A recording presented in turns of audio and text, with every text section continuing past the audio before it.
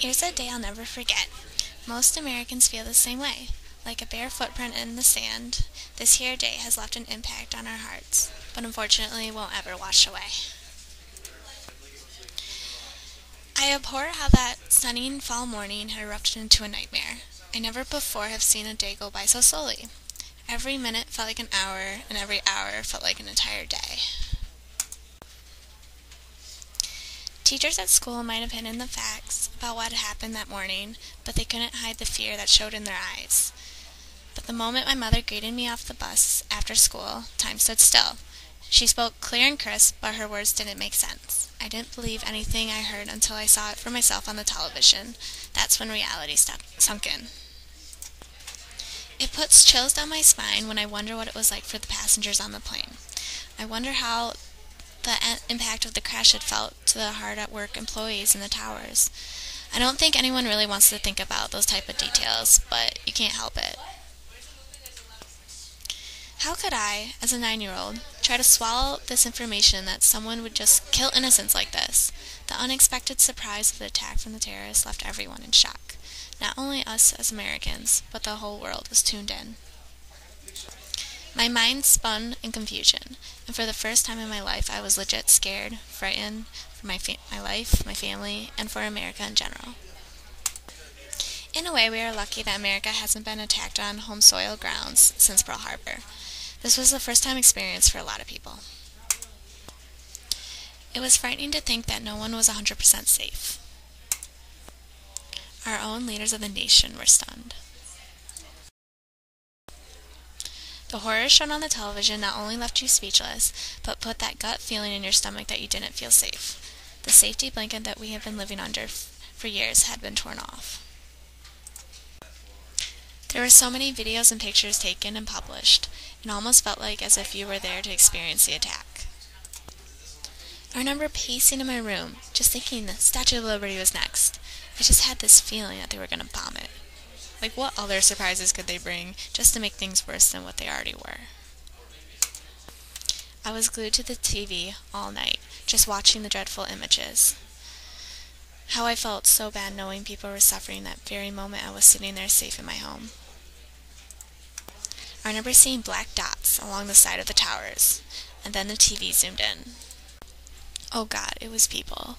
I was just watching real live people jump to the ground, falling to their deaths. All hope was gone for them.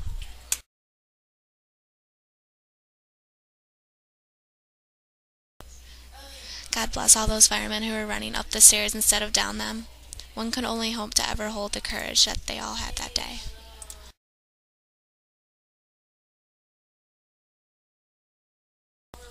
So much paper came out of the building, the city was just full of white dust.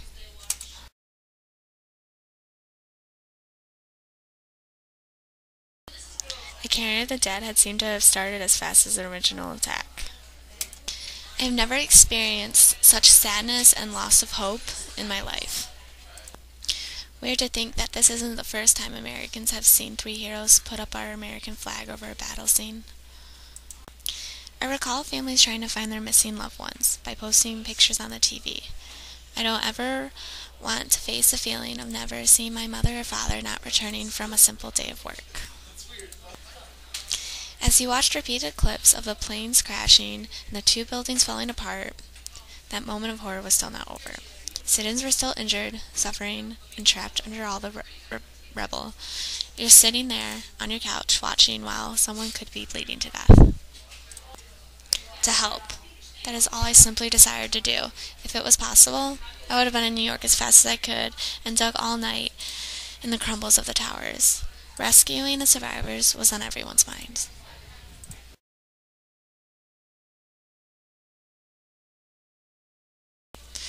The news being broadcast was full of one sad story after another.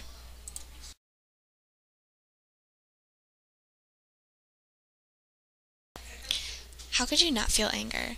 You're sad, confused, irritated, and fuming so much that you may explode like a ticking bomb. I wanted to get back at the people who did this. Never before have I felt so enraged. The question of being a proud American came into mind. I didn't know what we had done to deserve this, but it had to be something. Or was it just pure jealousness because we were so great? I was a child living in a powerful country. How could I not feel content? I knew I was loyal to this country, and no terrorist would make me feel otherwise. For weeks on end, flags were at half-mast and were hanging everywhere. I remember begging my mom to get the one you could stick on the outside of your car. Never before have I seen our country be so patriotic. It's been 9 years since the attack of September 11th. Sadly, we weren't as patriotic as we once were, but the painful memories still exist. Let's respect all those who had fallen on that day and remember them. It's our duty as Americans.